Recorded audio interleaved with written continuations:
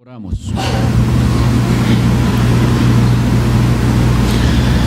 Dios Todopoderoso, Dios Eterno, nos inclinamos ante tu presencia que es real en medio de nosotros y suplicamos en el nombre de tu Hijo Jesucristo que nos bendigas con tu Santo Espíritu, enviándolo para que alumbre nuestras conciencias, para que actúe en nuestras mentes y corazones por la exposición de tu santa palabra. Por tu Santo Espíritu también líbranos de errar, desviándonos de tu verdad, y más bien guíanos hacia la verdad que es tu Hijo Jesucristo. Concédenos hoy ver con mayor claridad cuál es tu voluntad revelada en tu palabra y quién eres tú y cuán maravilloso es el Salvador que tú nos has dado en tu Hijo Jesús. Tú conoces la condición en que cada uno de nosotros hemos llegado a este culto. Tú no ignoras ni eres indiferente ante nuestro sufrimiento, nuestras luchas, nuestras debilidades, ni nuestros pecados.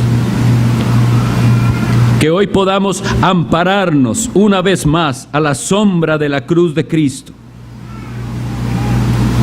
porque en Él hay refugio para todos los pecadores. Pedimos tu bendición por cada uno de los que estamos aquí, y que Cristo sea exaltado. En el nombre de Él lo pedimos. Amén. Pueden sentarse. Abrimos la Sagrada Escritura en la carta a los Gálatas, capítulo 3.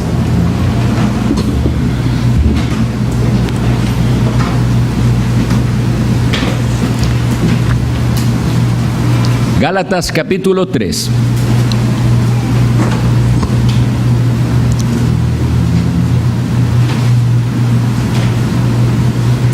Vamos a leer a partir del versículo 25 y terminamos el capítulo. Sin embargo, no hemos de terminar hoy el capítulo en su exposición, pero vamos a leer todos estos versículos del 25 al 29. Gálatas 3:25. Pero venida la fe, ya no estamos bajo ayo, pues todos sois hijos de Dios por la fe en Cristo Jesús. Porque todos los que habéis sido bautizados en Cristo, de Cristo estáis revestidos. Ya no hay judío ni griego, no hay esclavo ni libre, no hay varón ni mujer, porque todos vosotros sois uno en Cristo Jesús. Y si vosotros sois de Cristo, ciertamente linaje de Abraham sois, y herederos según la promesa. Continuamos en la serie de sermones en esta carta a los Gálatas. Y habíamos visto la vez anterior que se nos había presentado la ley como nuestro ayo, pero también como nuestro carcelero. Hoy continuamos en este versículo que dice: ahora ya no estamos bajo ese ayo, bajo ese que, como habíamos dicho, era un tutor, un encargado de llevar a los hijos de la familia en aquella cultura grecorromana a la educación. Es decir, los lleva al maestro. Eso era el ayo, una de las funciones de la ley. Y la otra que habíamos visto era la de un carcelero, porque dice: todos fuimos encerrados bajo pecado, y la ley fue dada para darnos a todos nosotros conciencia de nuestros pecados. Cuando la ley entonces ha cumplido ese propósito de llevarnos a Cristo y de hacernos conscientes de nuestros pecados, los creyentes pasan entonces a un estado diferente. Ahora pasan de estar bajo la ley a estar bajo la gracia. Y vamos a empezar con este versículo 26 que dice: pues todos sois hijos de Dios por la fe en Jesucristo. Dos cosas vamos a tratar en esta mañana. El hecho de que Dios llama a su pueblo sus hijos y qué es lo que esto significa. Y luego, cómo es que eso se representa en el bautismo y el significado del bautismo en la doctrina cristiana. Bien, el versículo nos dice: todos sois hijos de Dios por la fe en Jesucristo. Qué importante el contexto, ¿verdad? Nosotros, como estudiantes serios de las Sagradas Escrituras, tenemos que evitar sacar un versículo e interpretarlo como a nosotros nos parezca. ¿Qué interpretaríamos si sacamos este versículo así de la Biblia? Y lo pongo yo. Ahí lo dice la Biblia. En Gálatas 3, 26, que todos somos hijos de Dios. ¿Es eso lo que la Biblia enseña? ¿Quiénes son estos todos? Bueno, tenemos que entender el contexto de lo que venimos hablando.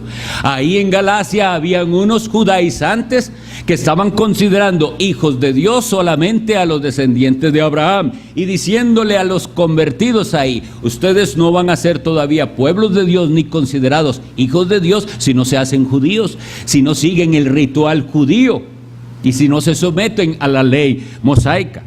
A esos todos es a los que se refiere, tanto judíos como gentiles, de donde sea que usted proceda, sois hijos de Dios, pero ahí mismo dice la condición. ¿Qué dice? Por la fe en Cristo Jesús. Así que, aunque en algún sentido toda la raza humana, todos los seres humanos, podríamos decir que en algún sentido somos considerados hijos de Dios. ¿Por qué? Por creación. No es el sentido que la Escritura usa, porque si nosotros vemos desde el Antiguo Testamento, leo para ustedes al profeta Oseas 1:10, cuando le dice al pueblo de Israel: con todo será el número de los hijos de Israel como la arena del mar, que no se puede medir ni contar. Y en el lugar donde les fue dicho: vosotros no sois pueblo mío, les será dicho: sois hijos del Dios viviente. ¿Entienden la conexión?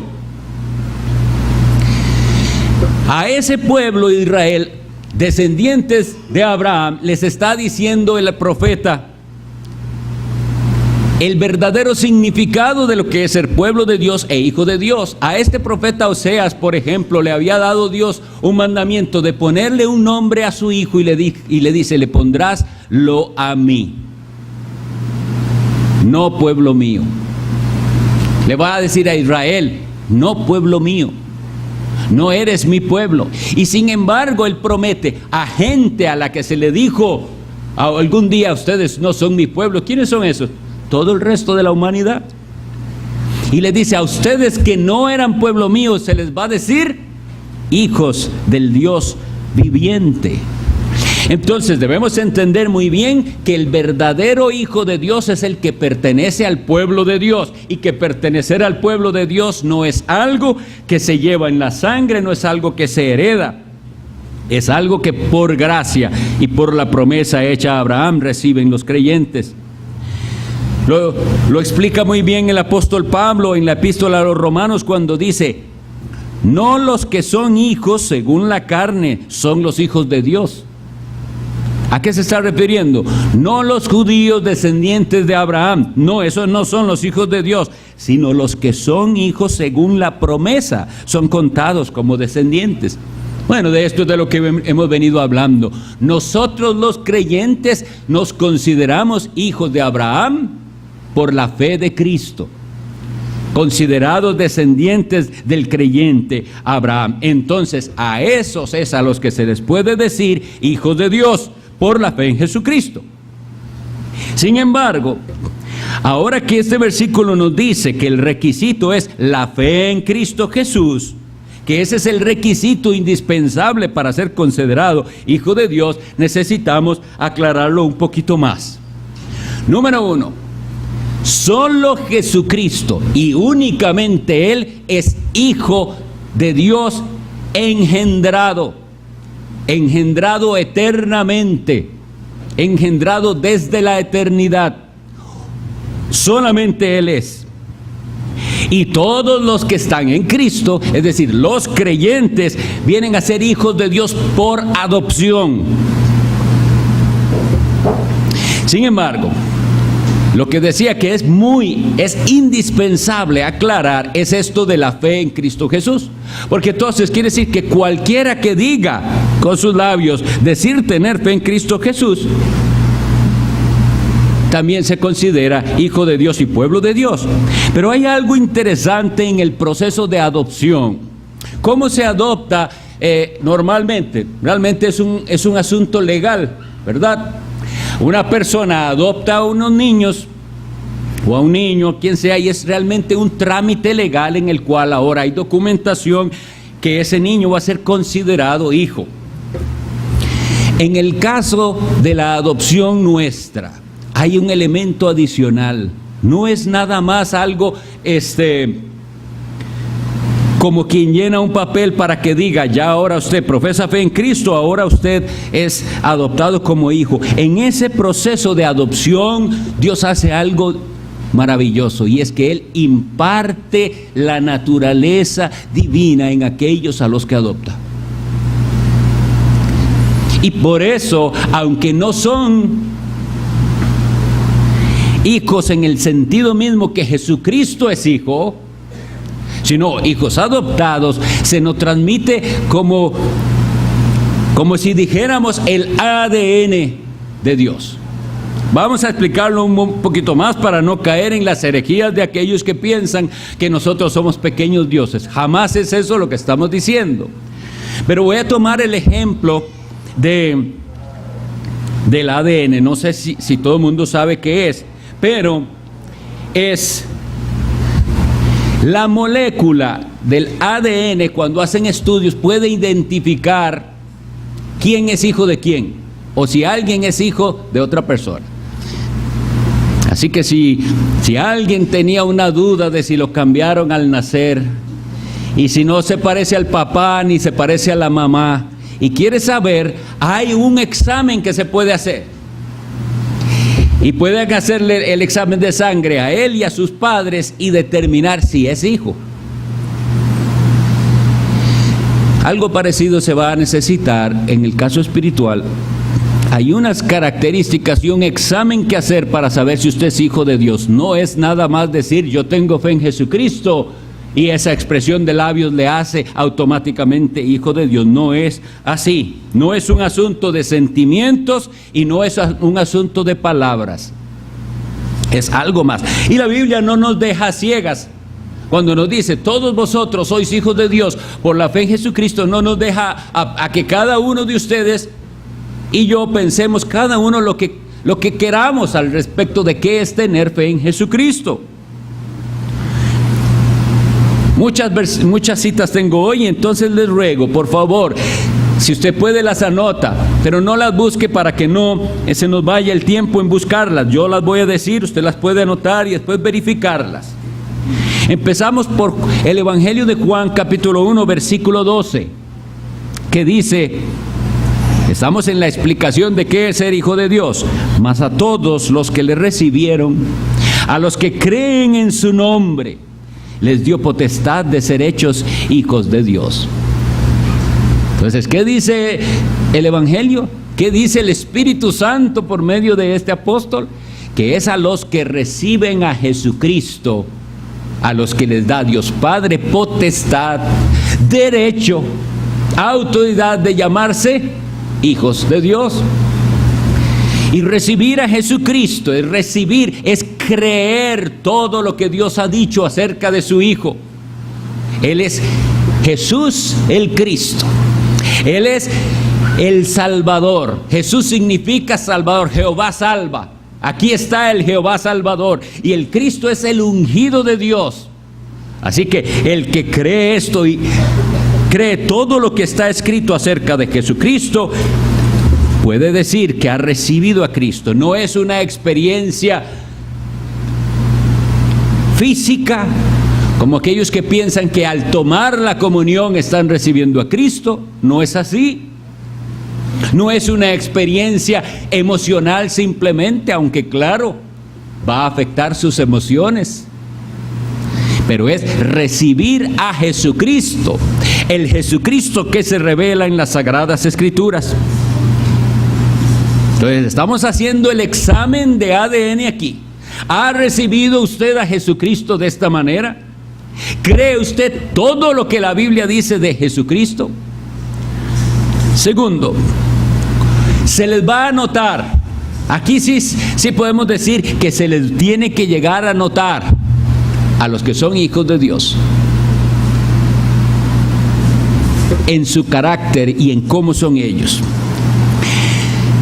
El capítulo 5 del Evangelio de Mateo nos describe el carácter de aquellos que son hijos de Dios. Y varias cosas menciona el Señor cuando habla sobre las bienaventuranzas. Dice, los que son pobres de espíritu, los que son mansos, los que lloran, los que tienen hambre y sed de justicia, los misericordiosos, los de limpio corazón, los pacificadores. Y en particular en este versículo dice así: bienaventurados los pacificadores, porque ellos serán llamados hijos de Dios. Los que están dispuestos a padecer persecución por la verdad y por la causa de Cristo. Entonces, no estamos a ciegas en cuanto a quién es un hijo de Dios. Vaya al Evangelio y lea cómo es el carácter de los hijos de Dios, cómo debe mostrarse eso, si es hijo de Dios o no. ¿En qué medida se le nota a usted todas estas características de alguien que es un hijo de Dios? ¿Es usted, por ejemplo, pacificador? ¿O es usted alguien dado al pleito? ¿O es usted de los que busca la paz y quiere que los demás también vivan en paz? ¿Tiene usted mismo la paz? Romanos 8:14 dice algo más de los hijos de Dios. Romanos 8:14 dice: porque todos los que son guiados por el Espíritu de Dios, estos son hijos de Dios. ¿Y qué es ser guiado por el Espíritu de Dios? Una vez más, no es simplemente regirse por los sentimientos del corazón. Soy guiado por el Espíritu de Dios de esa manera. Soy guiado por el Espíritu de Dios cuando en toda circunstancia, si quiero saber qué hacer y qué no hacer, voy al libro de Dios e indago qué dice Dios de eso, porque quiero ser guiado por el Espíritu de Dios. El Espíritu de Dios nos revela la voluntad de Dios en su palabra. Esto es indispensable porque el mismo apóstol Pablo dice que si alguno no tiene el Espíritu de Cristo, no es de él. Entonces la pregunta es: ¿usted está siendo guiado por el Espíritu Santo? ¿O usted está siendo guiado por sus propios pensamientos, por lo que dicen otras personas, por lo que es hoy común y aceptado, por el internet, por las opiniones de ahora de internet, de todas estas cosas, o por el Espíritu de Dios? Porque los que son guiados por el Espíritu de Dios, esos son hijos de Dios. En la primera carta del apóstol Juan, en el capítulo 3, versículo 10, primera de Juan 3:10, él dice: en esto se manifiestan los hijos de Dios y los hijos del diablo. Y hay partes de la Escritura que la gente quisiera que no dijera eso. Pero si nosotros creemos la Escritura, debemos creer en ella toda. Y aquí nos está haciendo una calificación. En esto se manifiestan los hijos de Dios y los hijos del diablo. Todo aquel que no hace justicia y que no ama a su hermano no es de Dios. ¿De quién es? Del diablo. Así que en el que es hijo de Dios va a haber este deseo de hacer justicia. Ya estaba descrito en las bienaventuranzas: hambre y sed de justicia, de hacer lo que es bueno, lo que es agradable a Dios, de hacer el bien, detestando las injusticias. y amar a su hermano. Si ha derramado Dios su Espíritu Santo en nuestros corazones, se notará en el amor hacia otros, hacia nuestros hermanos, no hacia los que usted quiera amar, hacia sus hermanos. Y Jesucristo mismo dijo: qué fácil es ser bueno con los que son buenos con uno. Qué fácil es. Pero si ustedes saludan solo a sus amigos y a los que les caen bien, no tienen ninguna marca de hijo de Dios. Eso los hijos del diablo también lo hacen. Eso es lo que dice la Escritura. Entonces ven, todos vosotros sois hijos de Dios por la fe en Cristo Jesús. Pero la fe en Cristo Jesús se manifiesta de esta manera. Alguien que recibe a Jesucristo y el carácter de Cristo va siendo cada vez más notorio en su vida. Y los hijos de Dios tienen una promesa maravillosa. También usando esa frase, Lucas en su capítulo 20, versículo 36 dice de los cristianos, de los hijos de Dios verdaderos, dice: porque ya no pueden más morir, pues son iguales a los ángeles y son hijos de Dios al ser hijos de la resurrección. El cristiano, el hijo de Dios, tiene su esperanza puesta en aquel día de la resurrección, el día maravilloso en el que Dios va a resucitar a los suyos y les da un cuerpo glorificado. Primera carta de Juan, capítulo 3, versículo 12, nos dice así: amados, ahora somos hijos de Dios, y aún no se ha manifestado lo que hemos de ser, pero sabemos que cuando Él se manifieste, seremos semejantes a Él, porque le veremos tal como Él es. Y aquí hay otra alegoría que podíamos nosotros usar.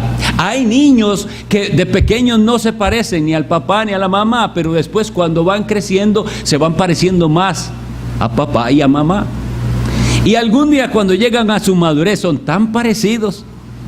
Bueno, lo que se nos promete a nosotros es que llegará un día en que verlo a Él va a producir en nosotros que seamos semejantes a Él, a Jesucristo. Y esa es la promesa para todo creyente. Y todo aquel que es hijo de Dios, al escuchar esto, su alma se regocija. Y dice: algún día, hoy me veo a mí mismo en las bienaventuranzas, pero me veo lejos, porque no soy ni tan manso como debería ser, ni tan misericordioso como debería ser. No soy siempre pacificador, pero mi anhelo es, ¿por qué? Porque yo quiero identificarme con mi Dios. Él me hizo ser de su pueblo, Él me hizo que yo sea llamado hijo del Altísimo, dice ahí, del alto Dios. Entonces, al leer Gálatas 13, este versículo 27, ya tenemos bien claro quiénes son esos todos. Versículo 26, pues todos sois hijos de Dios por la fe en Cristo Jesús. No hay otra manera de ser considerados hijos de Dios que por la fe en Cristo Jesús. Y los de la fe de Cristo Jesús van a tener una cierta manera de ser que les identifica. Ese examen especial para saber si usted es hijo de Dios, hágaselo. No se quede con duda, hágase ese examen. Lo otro que dice nuestro texto de hoy es el versículo 27, que dice: porque todos los que habéis sido bautizados en Cristo, de Cristo estáis revestidos. Entonces, primero analizó el apóstol Pablo al pueblo de Dios, como hijos de Dios. Así lo analizó. Entiendan esto: ser pueblo de Dios es ser hijos de Dios por la fe en Jesucristo. Y ahora nos va a dar un elemento más de consideración, y nos va a decir que debemos entender qué es ser bautizados en Cristo, y nos va a hablar del revestimiento que el cristiano tiene de Jesucristo. Bueno, este bautismo del que estamos hablando aquí, inicialmente no es la ordenanza sagrada, no es el sacramento que después hacemos como testimonio de nuestra fe. No es a ese que se está refiriendo aquí. Se está refiriendo al bautismo del Espíritu Santo. Quisiera hacer una referencia a algo que hemos venido diciendo, de que todo estaba tipificado desde el Antiguo Testamento, y que qué precioso es estudiar la Biblia en este entendimiento, porque todo estaba ahí nada más que en tipos y en sombras. No se entendía perfectamente, pero ahora nosotros con la luz del Espíritu Santo sí podemos entenderlo. En la primera carta a los Corintios, capítulo 10, le dice esto el apóstol Pablo a los Corintios: porque no quiero, hermanos, que ignoréis que nuestros padres, es decir, el Israel antiguo, todos estuvieron bajo la nube y todos pasaron el mar, y todos en Moisés fueron bautizados. Perdón, en la nube y en el mar. Ahora veamos el tipo. Qué interesante que diga fueron bautizados en Moisés. ¿Quién fue Moisés para ellos? El libertador, el que los saca de la dura servidumbre de Egipto. Moisés, el libertador, que les hace entender el camino de Dios. Y ya entonces ellos dejan de estar bajo el yugo de Faraón, que es un tipo de Satanás y del pecado, y ya ellos salen de Egipto, que es una sombra del mundo. Y ahora, ¿qué dice que tienen que hacer? Dice que viene la nube. ¿Recuerdan cuando hemos leído eso? La nube de gloria, la representación de la presencia de Dios. Y dice, todos pasaron la nube y el mar, y todos en Moisés fueron bautizados en la nube y en el mar. Y entonces ahí se está representando lo que todo el pueblo de Dios de todas las edades experimenta también, pero no en Moisés, sino en Cristo. Cristo libertador, Cristo que trae al pueblo de Dios su verdadera presencia, ya no una sombra, ya no una nube, la verdadera presencia de Dios, el tabernáculo de Dios con los hombres. Cristo que liberta. Y entonces se dice, y se puede decir de manera correcta, que eso es lo que está pasando. Bautizados en Cristo. Todo cristiano tiene que pasar por la nube y por el mar.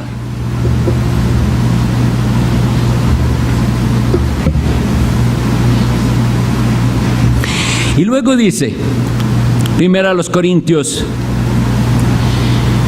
12:13.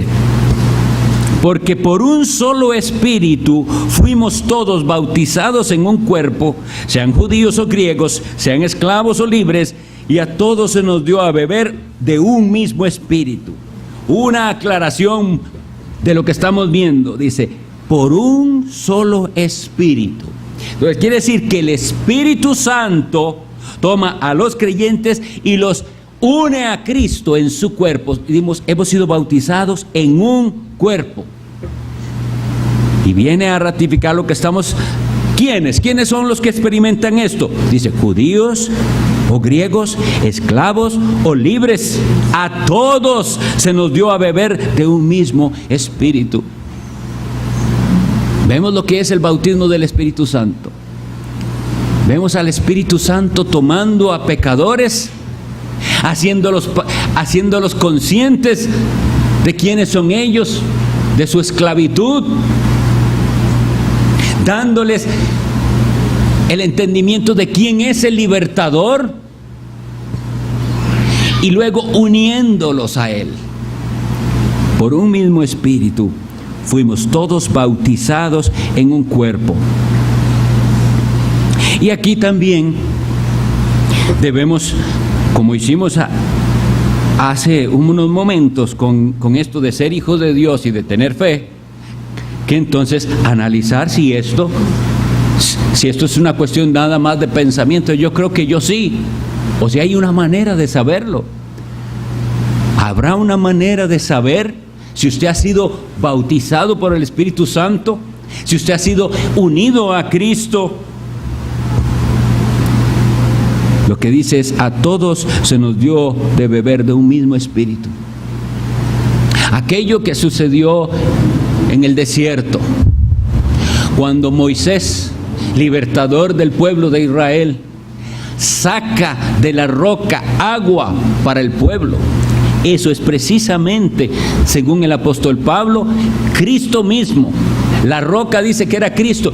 De Cristo procede el agua que sacia la sed del pecador.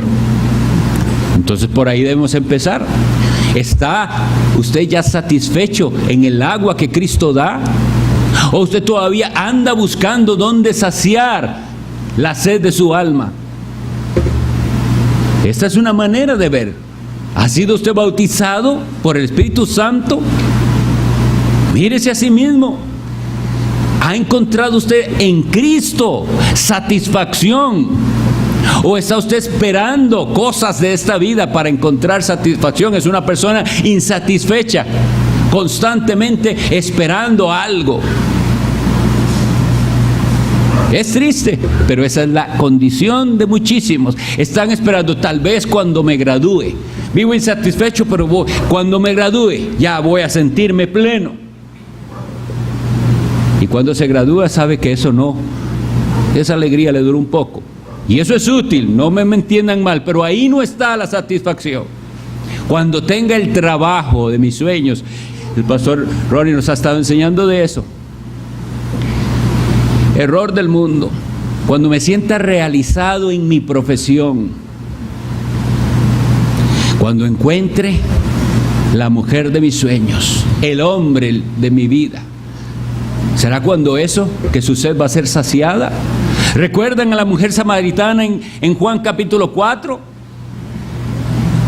Que Cristo le dice: mujer, si conocieras el don de Dios, ¿y quién es el que te dice dame de beber? Tú le pedirías a él y él te daría agua. Y no tendría sed más. Y ella le dice: deme entonces de esa agua. Llame a su marido. Ella que responde: no tengo marido. Bien has dicho, dice Cristo, no tengo marido, porque 5 has tenido y el que ahora tienes no es tu marido. Esto has dicho con verdad.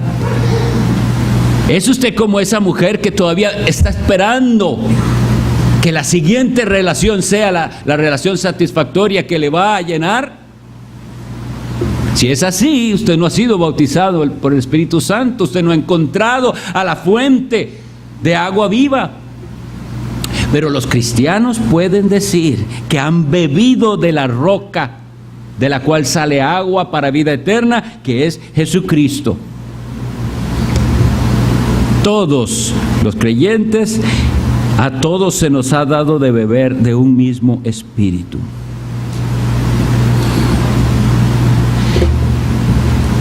La otra ilustración es que si nosotros, dice, hemos sido unidos a Cristo, porque ese bautismo lo que hace es eso, introducirnos en el cuerpo de Cristo. Ahora somos parte de Cristo. Si eso ha pasado, dice, de Cristo estáis revestidos. Ahora se nos hace ver a Cristo como una vestidura.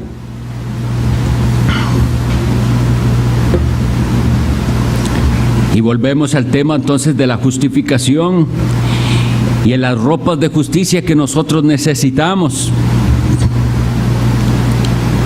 Isaías 61:10 lo habíamos visto hace unas semanas, pero es bueno citarlo en este momento que se nos habla de estar revestidos de Cristo. Dice así: en gran manera me gozaré en Jehová, mi alma se alegrará en mi Dios, porque me vistió con vestiduras de salvación, me rodeó de manto de justicia. Entonces, ¿qué es el revestido de Cristo? Es poder hablar como habla aquí Isaías en el capítulo 61. Pero si usted no puede decir que usted se goza en Jehová, en gran manera, dice él, me gozaré en Jehová. ¿Puede decir usted eso? ¿Puede decir usted que usted se goza en Dios? ¿Se goza en Cristo en gran manera? Mi alma se alegrará en mi Dios. ¿En qué está su satisfacción? ¿En cuál está su gozo? Seamos sinceros, porque hay muchos que yo veo entusiasmadísimos cuando ven ganar a su equipo favorito, y nunca les he visto así de entusiasmados por cosas espirituales,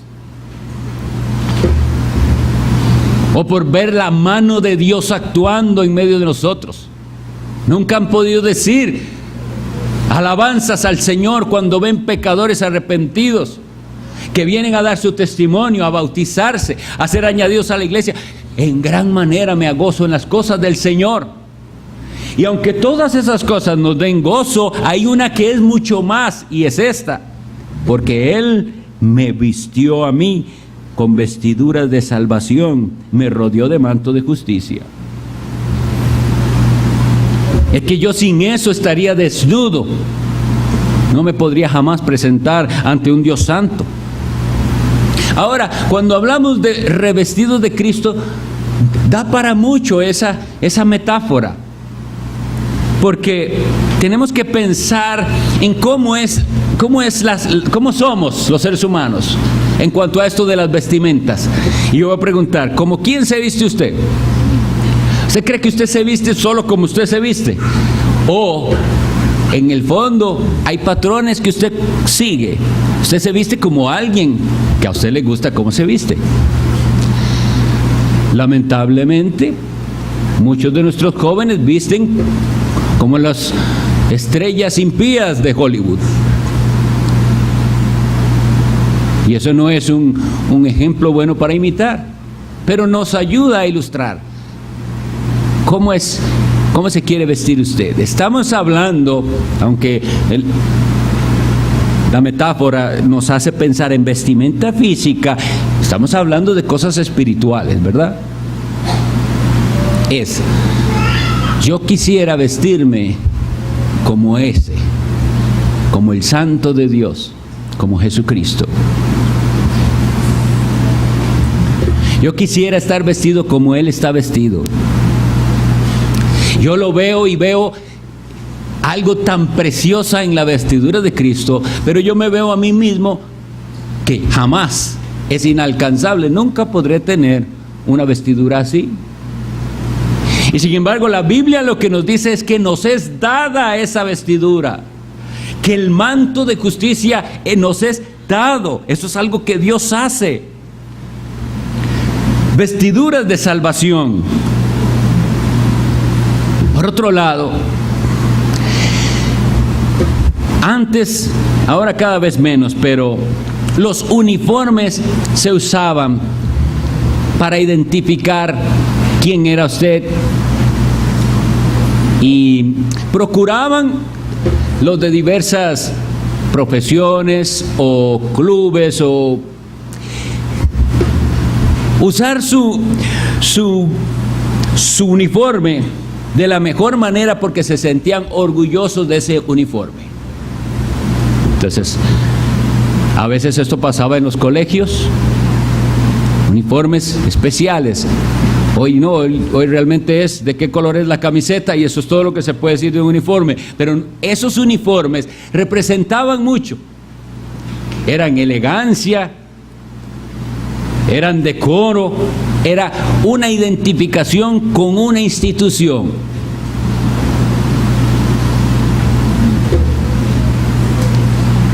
Nosotros los cristianos tenemos un uniforme que vestir, algo que nos debe caracterizar, una ropa que nos caracteriza. Y vuelvo a aclarar, no estamos hablando de prendas de vestir, esa sería otra aplicación, pero estamos hablando de cómo anda usted vestido. ¿Está revestido de Cristo? ¿Lleva el uniforme de Cristo?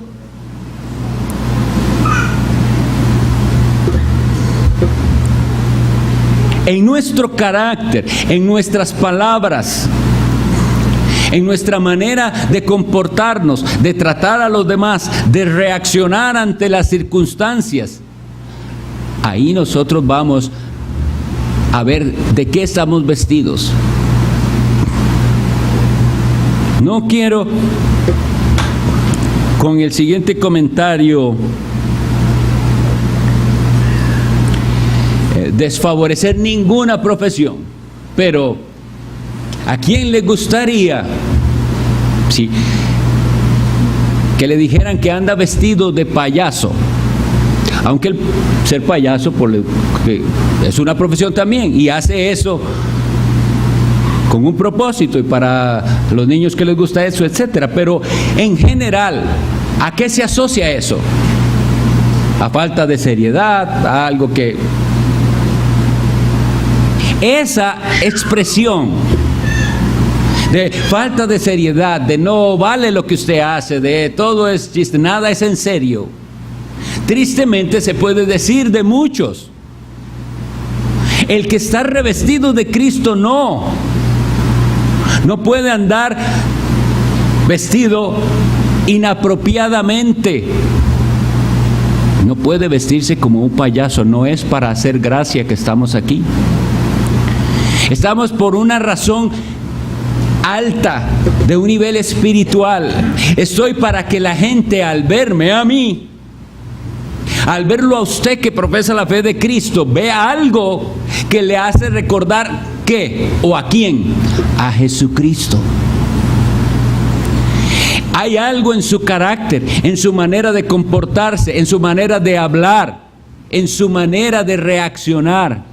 Hay algo ahí que me hace recordar a Cristo y a la iglesia de Cristo.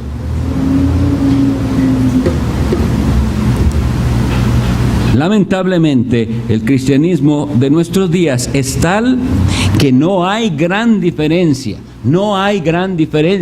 entre los que se identifican con Cristo y los que no se identifican con Cristo.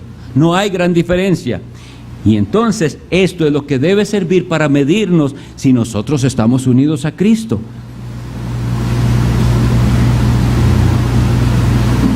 Si hablando mundanamente, hay personas que se identifican tanto, como dice la expresión popular, con una camiseta.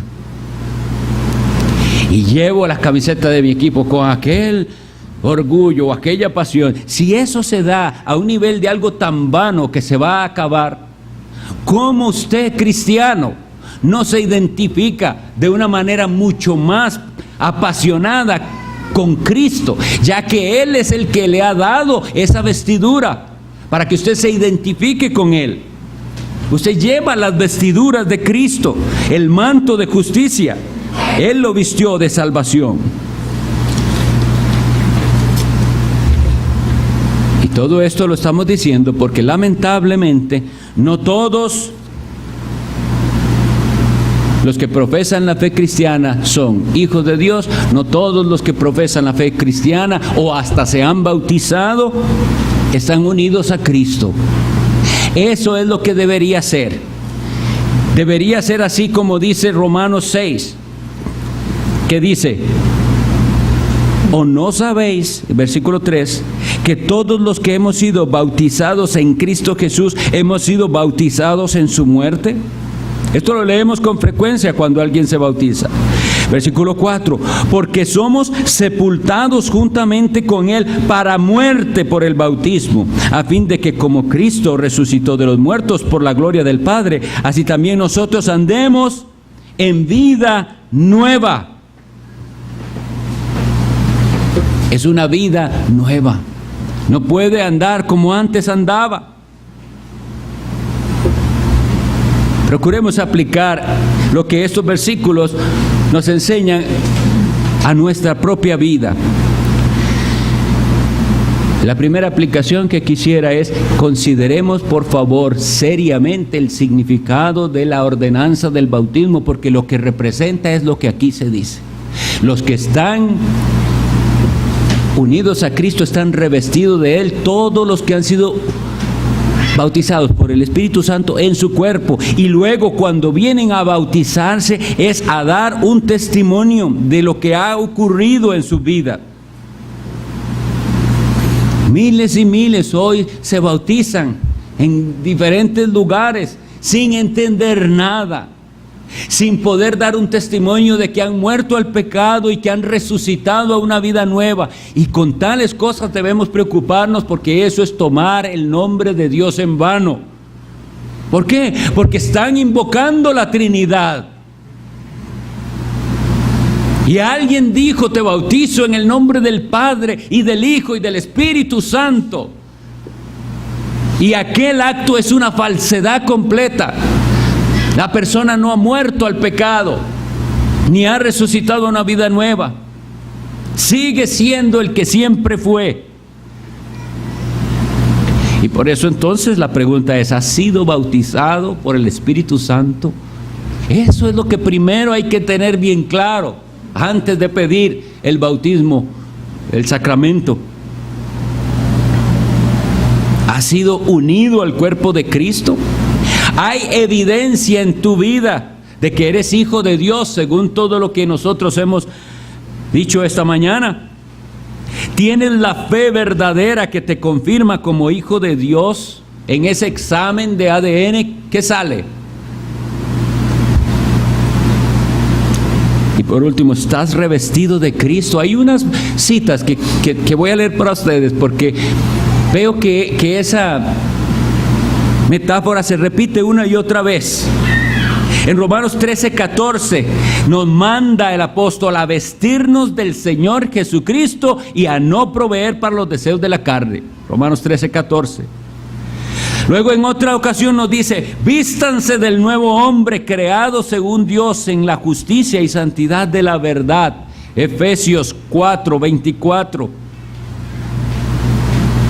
Luego nos dice en otra ocasión: vestidos con toda la armadura de Dios. Y ahí se nos da otra metáfora bien importante.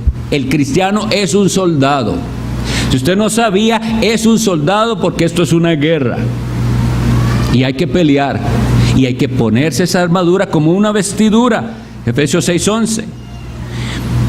Luego se nos dice en otro lugar: vestirnos como escogidos de Dios. Es nuestro deber vestirnos como escogidos de Dios. Y oigan, ¿cómo es que se visten? Santos, amados de entrañable misericordia, de benignidad, de humildad, de mansedumbre, de paciencia. Colosenses 3:12. Y después de que ha dicho todo eso, dice: pero vístanse sobre todo de amor, que es el vínculo perfecto. Colosenses 3:14.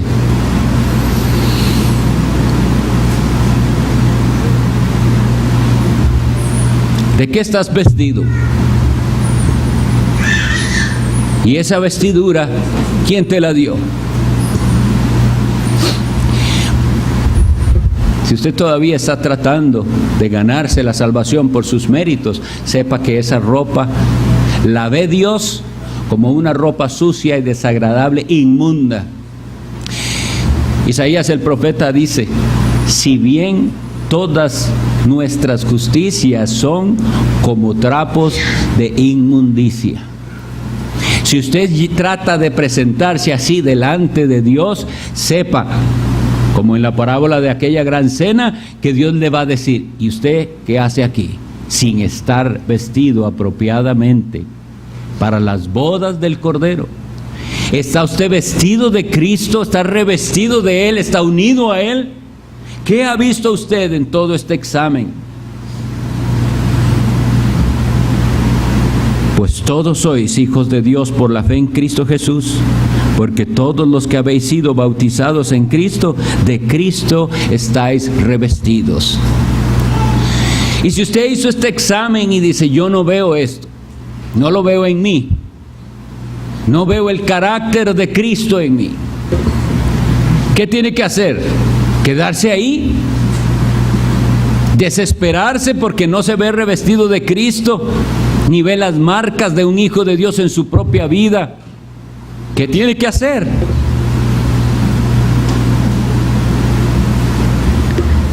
El Evangelio es un mensaje de esperanza que dice a todo pecador: crea en Jesucristo, arrepiéntase de sus pecados. Y el Espíritu Santo, hará esta maravillosa obra. Le quitará sus ropas inmundas y sucias, que son sus propias justicias, manchadas por sus pecados. Y le pondrá un manto de justicia, una vestidura de salvación, que es la vestidura de Cristo. ¿Cómo está usted vestido hoy? No se quede así, no se quede desnudo ni en su inmundicia. Venga el Salvador Jesucristo, que Él ofrece perdón, limpieza de pecado y revestirlo con su justicia. Vamos a orar.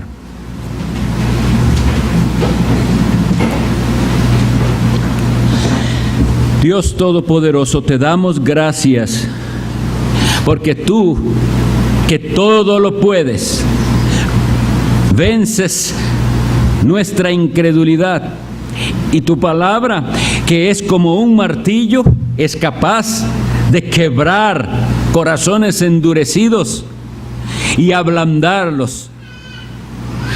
Es capaz de iluminar conciencias cauterizadas. No confiamos en nosotros mismos ni en nada que podamos hacer. Solamente clamamos a ti pidiendo: bendito Dios, ven con el poder de tu Espíritu Santo, y por esta palabra predicada, infunde fe y esperanza en los pecadores que han escuchado, para que puedan con todo su corazón y con limpia conciencia decir que son pueblo tuyo, hijos tuyos, y que están ahora unidos a Cristo y revestidos de Cristo. Concédenos ver conversiones, concédenos ver pecadores arrepentidos, y que de esta manera el nombre de tu Hijo Jesucristo sea exaltado y glorificado en medio de nosotros siempre. Amén.